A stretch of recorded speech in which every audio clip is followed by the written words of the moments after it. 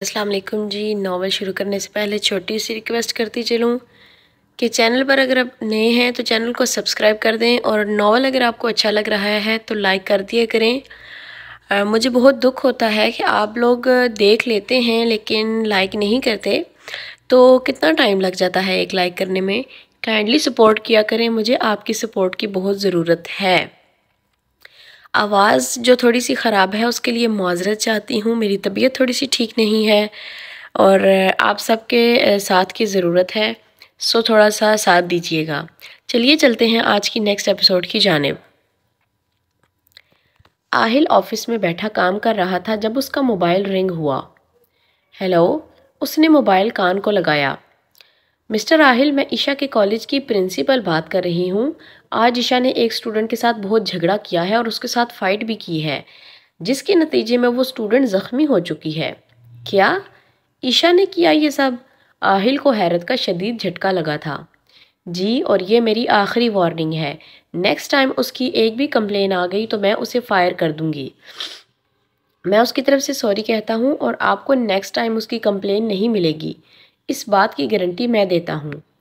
Okay, अब आप उसे आकर ले जाएं क्योंकि वो किसी की बात नहीं मान रही। ओके, मैं अभी आता हूँ। आहिल ने कॉल डिस्कनेक्ट करके गाड़ी की कीज़ उठाई और परेशान सा ऑफिस से बाहर निकला। कुछ देर तक वो ईशा के कॉलेज के बाहर था। ईशा कॉलेज से बाहर निकली, उसका हुलिया बिगड़ा हुआ था, जैकेट फट चुकी थी और सर के छोटे बाल बिखरे हुए थे।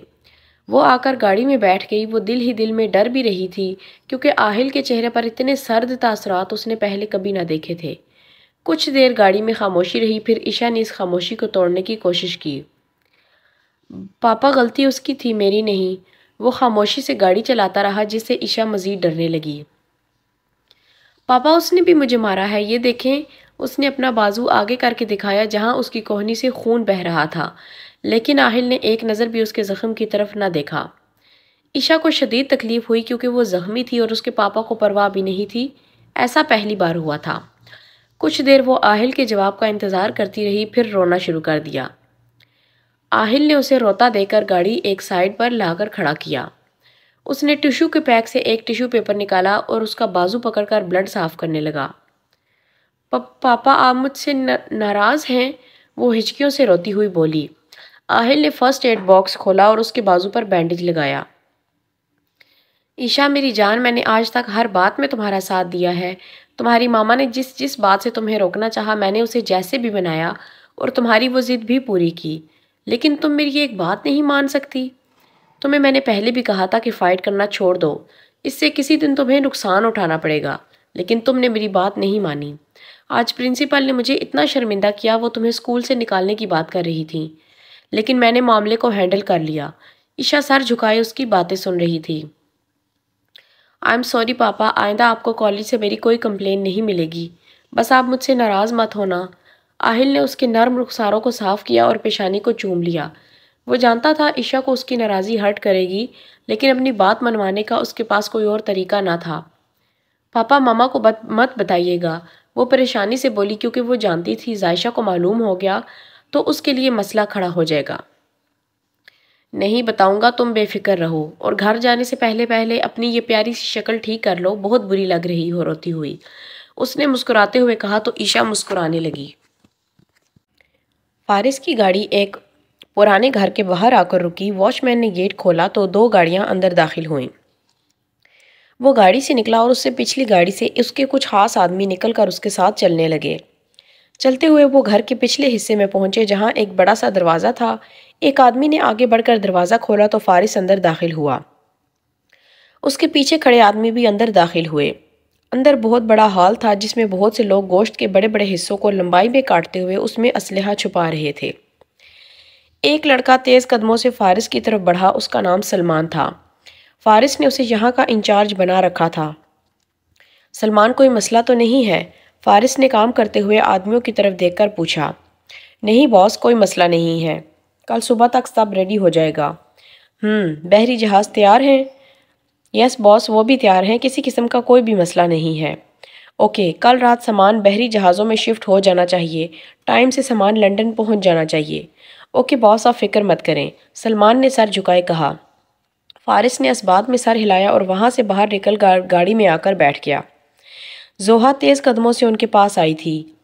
سوری گائز، آج میں لیٹ ہو گئی اور لیکچر سٹارٹ نہیں ہوا کیا؟ 10 منٹ اوپر ہو گئے ہیں۔ وہ لیزا اور ہما کو باہر آرام سے بیٹھا دیکھ کر بولی۔ آج ہم نے لیکچر سکپ کیا ہے، لیزا نے کہا، کیونکہ یہ پلان کے مطابق تھا۔ کیا؟ لیکن کیوں یار؟ زوہا حیران ہوئی۔ بس میرا دل کر رہا تھا اس لیے چھوڑ دیا، لیزا آرام سے بولی تو زوہا کی آنکھیں پھیلیں۔ لیزا، تم نے آج تک کالج میں کبھی لیکچر سکپ نہیں کیا تھا اور آج یونی میں کر رہی ہو؟ اچھا تم یہ موبائل پکڑو۔ لیزا نے زوہا کو اپنا موبائل پکڑایا جسے زوہا حیرت سے پکڑ گئی۔ ہما تم چلو میرے ساتھ، لیزا نے کہا تو ہما کھڑی ہوئی۔ کیا تم دونوں ٹھیک ہو؟ اور لیزا تم اتنا عجیب بیہیو کیوں کر رہی ہو یار؟ ارے زوہا تم پریشان مت ہو، میں بالکل ٹھیک ہوں اور کوئی عجیب بیہیو نہیں کر رہی۔ بس میں اور ہما ایک کلاس میں جا رہے ہیں، تم نے دور کھڑے ہو کر وہاں کا نظارہ کرنا ہے، وہ ایکسائٹمنٹ کے ساتھ بولی۔ کیا مطلب ہے نظارہ کرنا ہے؟ زوہا الجھی ہوئی نظروں سے ان دونوں کو دیکھنے لگی، جس پر ہما کندھے اچکا گئی۔ وہ دونوں چلنے لگی تو زوہا ان کے پیچھے چل دی۔ وہ کیمسٹری بلاک میں داخل ہوئی تھی جبکہ ان کا اپنا سبجیکٹ فزکس تھا۔ اچھا تم اب یہیں رکو، یہاں سے کھڑی ہو کر تمہیں کلاس کے اندر کا ماحول نظر آئے گا۔ اس نے زوہا کو ونڈو کے ساتھ کھڑا کیا۔ ہم دونوں اندر جا رہی ہیں، اوکے؟ لیزا نے کہا۔ زوہا کی نظر ونڈو سے اندر کلاس میں بیٹھے ارحام پر پڑی تو خطرے کی گھنٹیاں اس کے دماغ میں بجنے لگی۔ اس سے پہلے کہ وہ انہیں روکتی وہ دونوں کلاس میں داخل ہو چکی تھیں۔ سر مجھے آپ سے ایک ضروری بات کرنی ہے، لیزا نے کلاس میں داخل ہو کر کہا۔ ارحام اسے اپنی کلاس میں دیکھ کر شاکڈ ہوا۔ جی کہیے۔ میرا موبائل چوری ہو گیا ہے۔ لیزا کی بات پر سر نے سوالیہ نظروں سے اس کی طرف دیکھا۔ میں نے اپنا بیک گراؤنڈ کی سیڑھیوں پر رکھا تھا اور وہاں ارحام بیٹھا تھا۔ لیزا کے منہ سے یہ بات سن کر ارحام حیرت سے اسے دیکھنے لگا۔ وہ اس پر چوری کا الزام لگا رہی تھی۔ ارحام لیکن وہ ایسا بالکل بھی نہیں کر سکتا۔ ارحام تو نہایت ہی شریف اور اچھا لڑکا ہے، سر نے حیرت سے کہا۔ لیکن میں ایک بار اس کا بیگ چیک کرنا چاہوں گی، تبھی مجھے تسلی ہوگی کہ اس نے میرا موبائل نہیں چرایا۔ ارحام پریشان نظروں سے لیزا کو دیکھ رہا تھا۔ اس کی چھٹی حس کچھ غلط ہونے کا بتانے لگی۔ ٹھیک ہے، اگر آپ اپنی تسلی کے لیے اس کا بیگ چیک کرنا چاہتی ہیں تو میں کر دیتا ہوں، سر نے کہا تو لیزا نے اس بات میں سر ہلایا۔ سر ارحام کے پاس آئے اور اس کے بیگ کی زپ کھولی۔ بکس کو باہر نکالنے کے بعد ان کے ہاتھ ایک چیز آئی جسے دیکھتے ہی سر اور وہاں بیٹھے سبھی اسٹوڈنٹس شاکڈ ہو گئے اور ارحام کو اپنے سر پر آسمان گرتا ہوا محسوس ہو رہا تھا۔ اس کے بیگ سے گرلز کا پرسنل سٹف نکلا تھا۔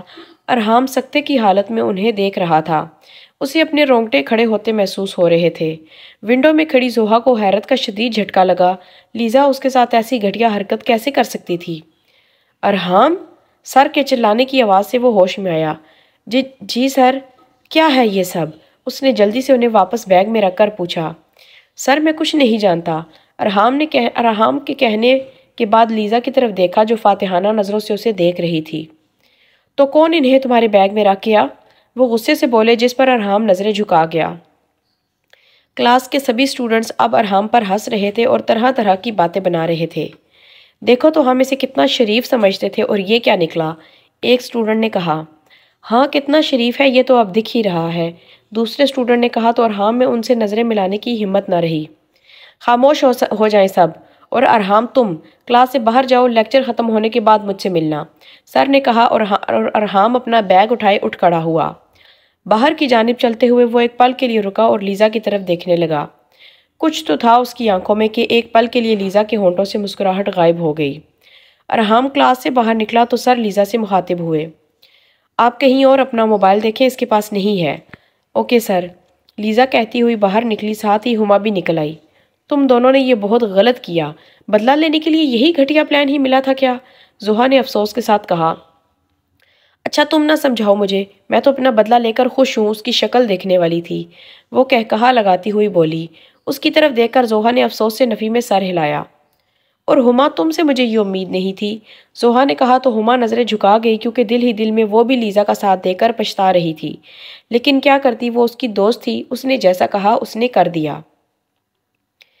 میں آئی کم ان سر؟ ارحام نے سٹاف روم کے دروازے پر کھڑے ہو کر کہا۔ کم ان، سر اطہر نے کہا۔ ارحام اندر داخل ہوا۔ بیٹھو، ان کے کہنے پر وہ چیئر پر بیٹھا۔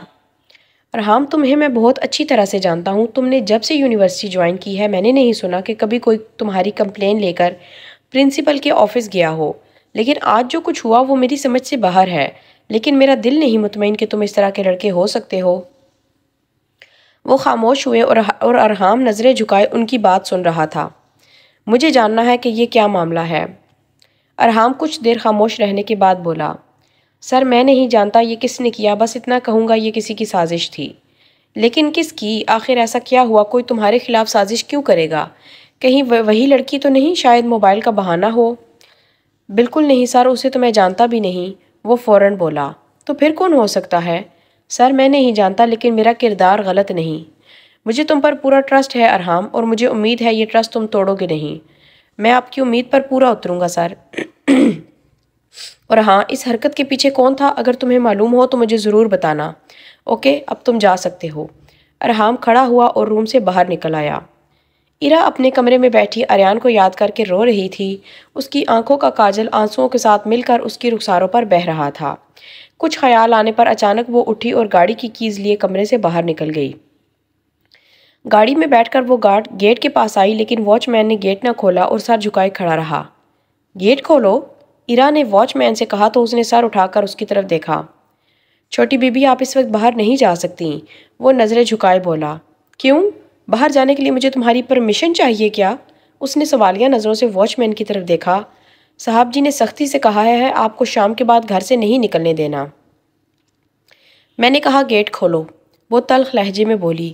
واچ مین پھر سے سر جھکائے کھڑا ہو گیا اور ایرا غصے سے گاڑی سے باہر نکل کر اس کے پاس آئی۔ اس نے واچ مین کے ہاتھ میں موجود گن پکڑ کر اس کے سر پر رکھی۔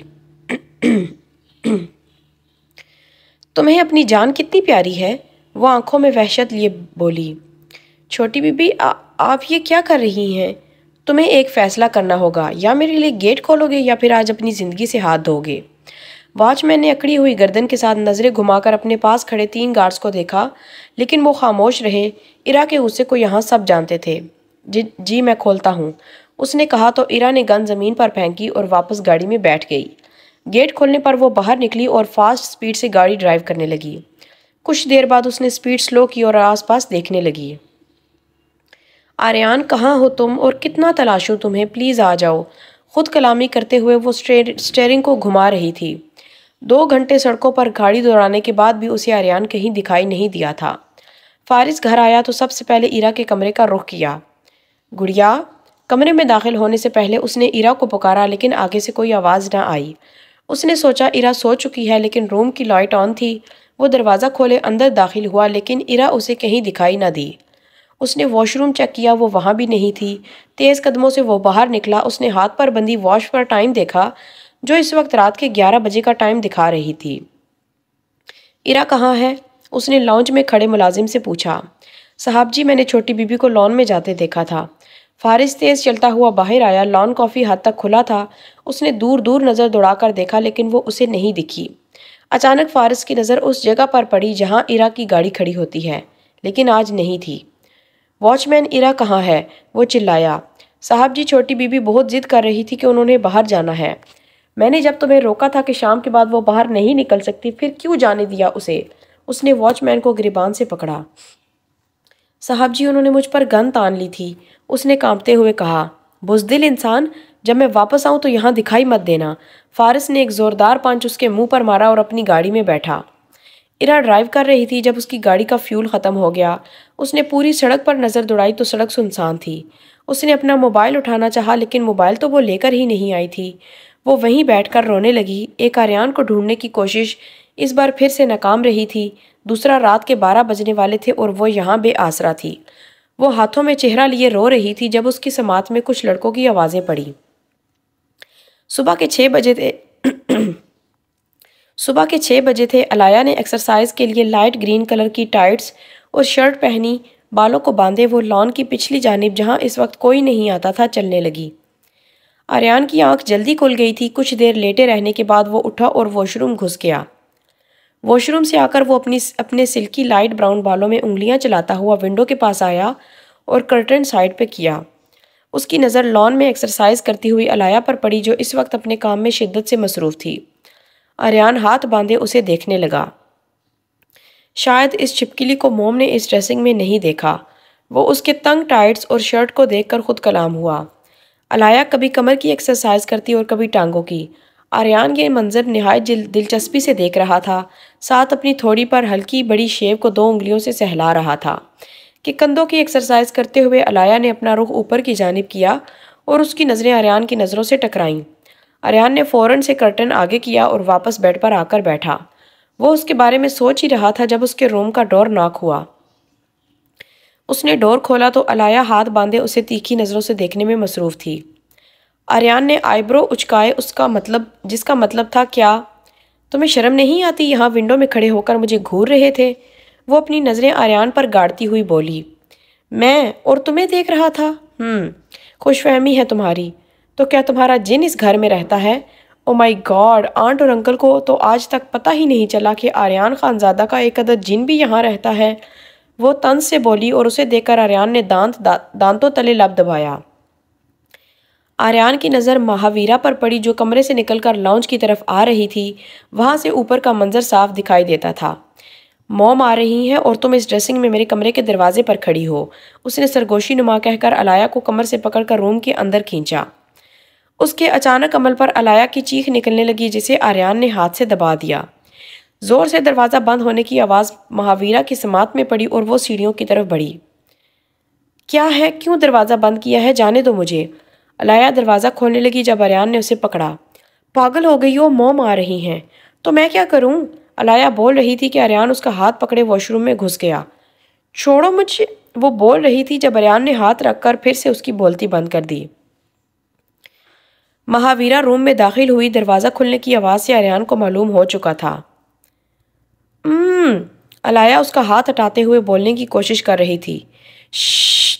آریان نے اسے دیوار کے ساتھ لگایا اور علایا اس کی گہری کالی آنکھوں میں دیکھنے لگی۔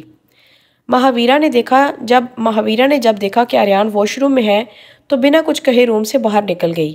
علایا ابھی تک اس کی آنکھوں میں دیکھ رہی تھی۔ دروازہ بند ہونے کی آواز سن کر آریان نے اس کی براؤن آنکھوں کے آگے چٹکی بجائی تو وہ ہوش میں آئی۔ موم چلی گئی ہیں، اب تم جا سکتی ہو، وہ واش روم کا دروازہ کھول کر بولا تو علایا بنا کچھ کہے باہر نکل گئی۔ پاپا، ماما، ہمارے کالج کا ٹرپ جا رہا ہے کراچی بیچ پر، مجھے بھی ساتھ جانا ہے، عشاء رات کے وقت ڈنر کرتے ہوئے آہل اور زائشہ سے کہہ رہی تھی۔ کراچی بھی بھلا کوئی گھومنے کی جگہ ہے؟ لوگ کراچی سے اسلام آباد آتے ہیں اور تم اسلام آباد سے کراچی جا رہی ہو؟ لیزا نے اسے گھورتے ہوئے کہا۔ ماما، میں آپ دونوں سے بات کر رہی ہوں۔ لیزا آپ ہی کیوں بول رہی ہیں درمیان میں؟ وہ چشمے کو انگلی سے دھکیلتی ہوئی بولی۔ ٹھیک ہی تو کہہ رہی ہے، وہ کراچی میں ہے ہی کیا کہ وزٹ کیا جائے؟ زائشہ نے کہا۔ ماما، آپ بھی آپی کے ساتھ مل گئی ہیں؟ عشاء نے رونے والا منہ بنا کر آہل کی طرف دیکھا۔ ارے بھائی، وہ کہہ رہی ہے تو ٹرپ پر جانا ہے تو مسئلہ کیا ہے؟ سب بچے جا رہے ہیں، بس ہو گئے بیٹی کی طرفداری میں شروع، زائشہ نے کہا۔ ویسے پاپا، کبھی آپ نے میری سائیڈ بھی لی ہے؟ اس طرح ہمیشہ عشاء کی طرفداری ہی کرتے ہیں، لیزا نے منہ بسورا۔ ارے تم دونوں ہی میری جان ہو، تم بڑی ہو، سمجھدار ہو، اور یہ ابھی چھوٹی ہے، ناسمجھ ہے، آہل نے لیزا کو سمجھایا۔ اتنی چھوٹی نہیں ہے یہ جتنی یہ کم عقل ہے، زائشہ نے کہا تو عشاء نے منہ بسورا۔ پاپا، مجھے ٹرپ پر جانا ہے۔ میرا بچہ ضرور جائے گا، پریشان نہیں ہونا، اوکے، آہل نے کہا تو عشاء کی بتی سی کھلی۔ ارے آپ کو معلوم بھی ہے کراچی کتنا دور ہے؟ یہ کیسے اسکول ٹیچرز ہیں جو کراچی جا رہے ہیں ٹرپ کے لیے؟ زائشہ نوالا پلیٹ میں رکھ کر بولی۔ ماما بالکل ٹھیک کہہ رہی ہیں، کراچی واقعی ہی بہت دور ہے، لیزا نے کہا۔ آپ چپ رہو، میں کبھی آپ کے معاملے میں بولی ہوں کیا؟ عشاء نے کہا تو لیزا نے اسے گھوری سے نوازا۔ بھائی عشاء ٹرپ پر جا رہی ہے، بس فائنل ہو گیا۔ اوہ تھینک یو سو مچ پاپا، عشاء نے چیئر سے اٹھ کر آہل کے رخسار پر کس کیا۔ میرا بچہ، تھینک یو کی ضرورت نہیں، بس وہاں ہر 15 منٹ بعد پاپا کو کال کر کے خیریت بتانی ہے، اوکے؟ اوکے پاپا، جیسے آپ کہو، وہ خوشی سے اپنے روم کی طرف بھاگ گئی اور زائشہ حیرت سے باپ بیٹی کی طرف دیکھتی رہ گئی۔ کبھی میری بھی سن لیا کریں، زائشہ نے ناراضگی سے کہا اور آہل واپس کھانا کھانے میں مصروف ہو گیا۔